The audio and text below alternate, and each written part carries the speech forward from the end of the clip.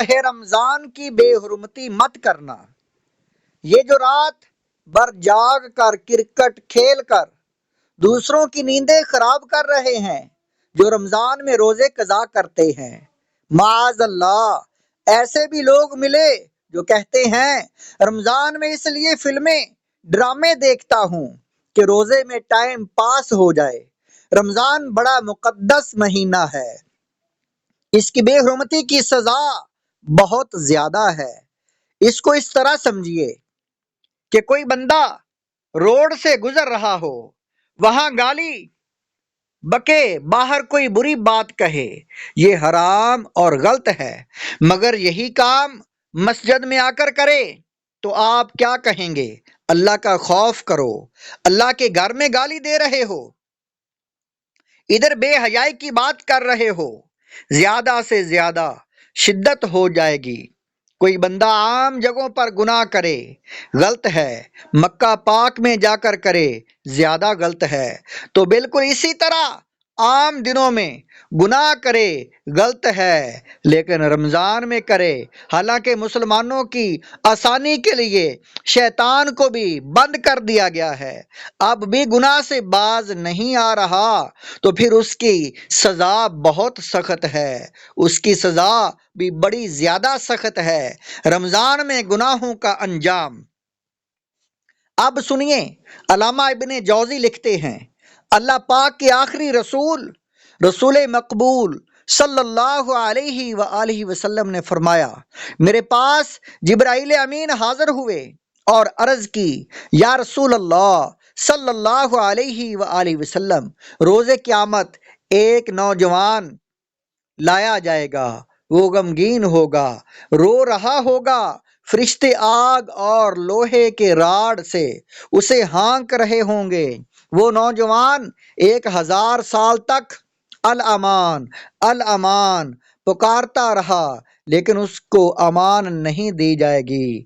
پھر اس نوجوان کو 1000 سال کے بعد رب قہار کی بارگاہ میں پیش کیا جائے گا۔ اللہ پاک فرشتوں کو حکم دے گا کہ اسے منہ کے بل گھسیٹ کر جہنم میں ڈال دو۔ میرے آقا صلی اللہ علیہ وآلہ وسلم نے فرمایا، اے جبرائیل یہ کون ہوگا؟ عرض کی حضور وہ آپ کا امتی ہوگا۔ فرمایا اس کو کیا گناہ ہوگا، اس کا کیا گناہ ہوگا؟ عرض کی یا رسول اللہ صلی اللہ علیہ وآلہ وسلم، یہ وہ بد نصیب ہے جس کی زندگی میں رمضان المبارک تو تشریف لایا، مگر توبہ و استغفار کی بجائے ماہ رمضان کو اس نے گناہوں میں گزار دیا، معاذ اللہ۔ پیارے اسلامی بھائیوں، لوگ کہتے ہیں ٹھیک ہے چلتا ہے، حالانکہ رمضان میں نہیں چلے گا۔ رمضان میں سوشل میڈیا سب سے زیادہ گناہ کروانے کا دروازہ ہے۔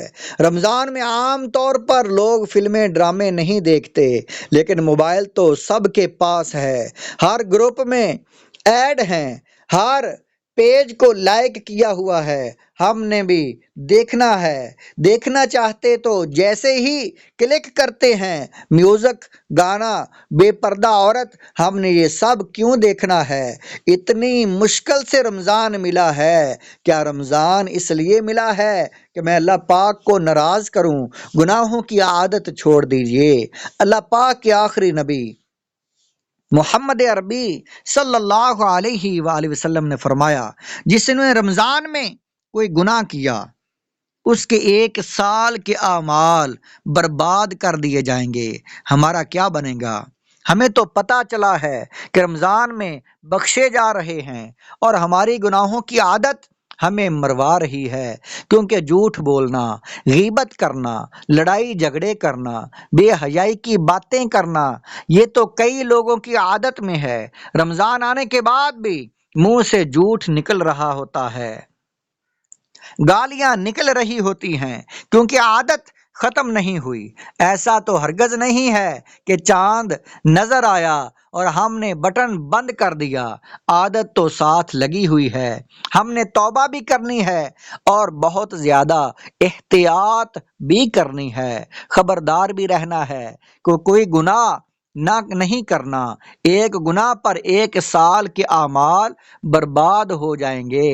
پیارے اسلامی بھائیوں، خدا را رمضان کو ہلکا مت سمجھیے، اسے عام مہینے کی طرح مت گزاریے۔ یہ ہماری مغفرت کروانے، ہمیں رب سے قریب کرنے آیا ہے۔ اس میں گناہ نہیں کرنے، اس میں خطائیں نہیں کرنی، اس میں بے حیائی اور غلط کام نہیں کرنے۔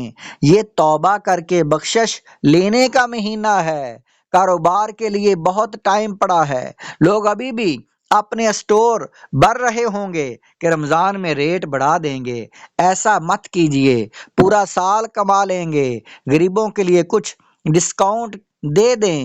یہ مہینہ کمانے کے لیے نہیں آیا، یہ مساوات، یہ خیر خواہی، یہ محبت، یہ ایثار کے لیے آیا ہے۔ میرے آقا صلی اللہ علیہ وآلہ وسلم کا ایک اور انداز آپ کو بتاؤں۔ 2 انداز بتا دیے، اب تیسرا انداز سماعت کیجئے۔ ناظرین کرام، یہ جو آپ نے پہلے حدیث سنی ہے، یہ معجم الاوسط اور حدیث نمبر 3688 نمبر حدیث ہے۔ رمضان میں سخاوت مصطفیٰ سرور کائنات صلی اللہ علیہ وآلہ وسلم کا ایک انداز یہ تھا کہ آپ رمضان میں خوب سخاوت فرمایا کرتے تھے۔ راوی کہتے ہیں کہ جیسے تیز آندھی چلتی ہے، میرے آقا کا دریائے سخاوت اس سے بھی زیادہ جوش میں ہوا کرتا تھا۔ آقا سے بڑا سخی کون ہے؟ آپ کا تو ویسے ہی دریائے سخاوت بڑا جوش میں ہوتا ہے، مگر رمضان میں بے حد عطا فرماتے، جو عطا فرماتے۔ کاش ہمیں بھی نبی پاک صلی اللہ علیہ وآلہ وسلم کی سخاوت کا کچھ قطرہ مل جائے اور ہم بھی سخاوت کریں، لوگوں میں تقسیم کریں اور غریبوں کا خیال رکھیں۔